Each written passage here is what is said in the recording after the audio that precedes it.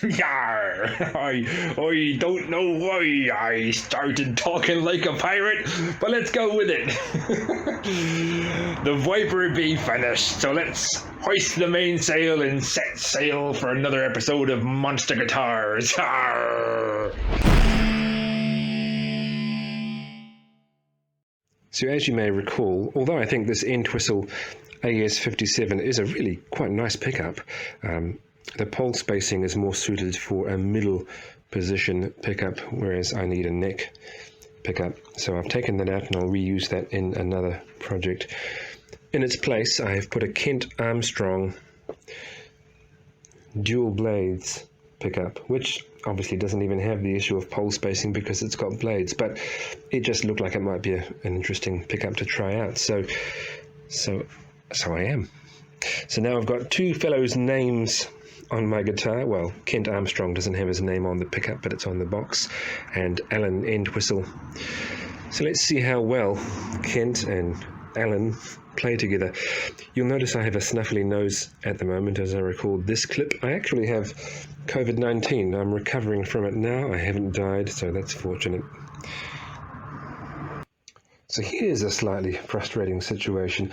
Sometimes I have situations like this and they happen entirely behind the scenes on my videos. I just fix them and I don't tell you that they ever came up, but I'm going to explain this one. So recall that I moved the saddles, sorry I didn't move the saddles, I moved the post holes and relocated the bridge because on this bridge, which looks a bit different now, there was some accidental damage, and so I decided to relic the whole thing and I'm going to use it again some other time. The saddles on this bridge, I hope that doesn't cause an accident. The saddles on that bridge were further in that direction than I had originally thought. They didn't align with the posts, so I would have to relocate the bridge, and I did. But another issue I was having is that the sound of the strings coming off the bridge was plunking and not really ringing out properly. I have decided, I think, that this is because of, and I won't go into these details, because of the angle at which the strings come off this particular bridge and these rather strange saddles. What I really needed was to have the neck sunken a little bit more into the body and back angled a bit more, and then it would have functioned properly. Anyway, but because I had that plunking issue going on, I tried out a different bridge, which has different saddles. They've got a nice peak on them, and I didn't have that same issue. Great, so now it doesn't plunk, but this bridge has the saddles nicely aligned with the posts, so now if I use this bridge, the intonation is out again. So what I really do want to do is go back to this bridge, or one like it, because I won't use that damaged one, and then make those changes to the neck pocket, which delays things further, but such is life. Now you know what's going on. So after all that, have I actually fixed the intonation? So let's see. In theory, the 12th fret harmonic should sound the same as the 12th fret fretted note.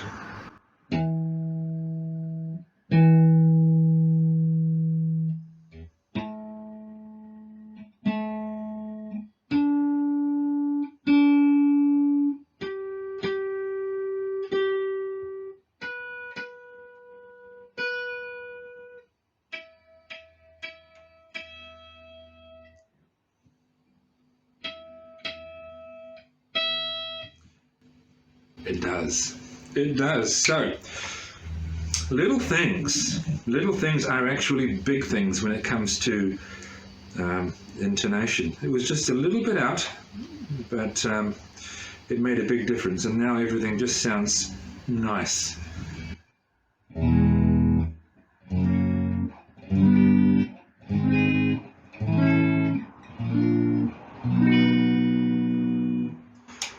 Cool. And I've got my gold strap buttons on. I will include a strap with this guitar, but I haven't got it yet. One thing I am going to do before I finish it, I could, in theory, I could let it go like this. It's very nice. It sounds good, performs well. But the bridge pickup does wobble a bit. So I'm going to stick some foam under that to stabilize it. This was actually the packing foam for the pickups. You can use various different things, but foam seems to work okay. I don't want to have to take all the strings off to do that, and I'm not going to, thanks to a trick I learned from Ben Crow at Crimson Guitars. It's starting to rain. I'm just going to detune ever so slightly, so that they're only just slacker than they usually are. I'll turn the amp off, and I have here a capo, just to keep the strings on the neck, and that will enable things to, well, in theory it should enable me to get the neck off without too much hassle. I need the bit. One moment, please.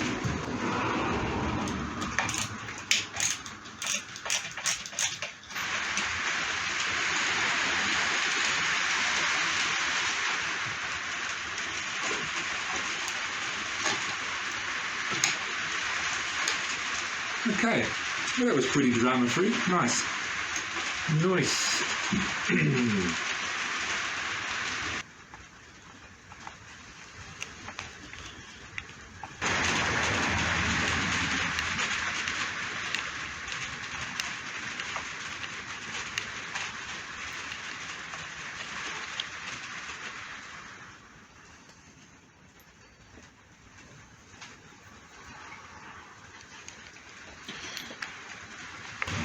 This stuff might be a little bit too thick. It's going to be a pain to cut sideways, but let's just see how we get on.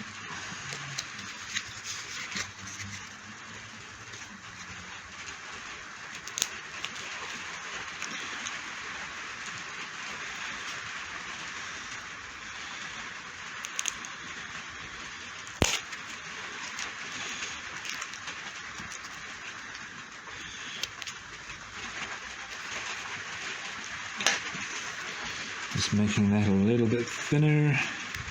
Sit it roughly in the middle. And that's a lot better. Yep, that's good. Okay, do it all back up. We'll be back in business.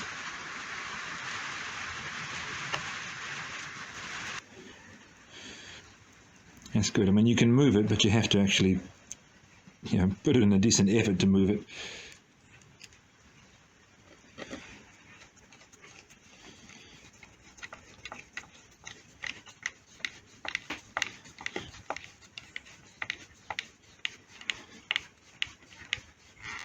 Alright, I'll put the neck back on just as you saw me take it off, and then we'll be done. Then what will I do? I guess I'll play it. I'll see how it sounds, see how it plays. Seems pretty good so far though. Back in a moment.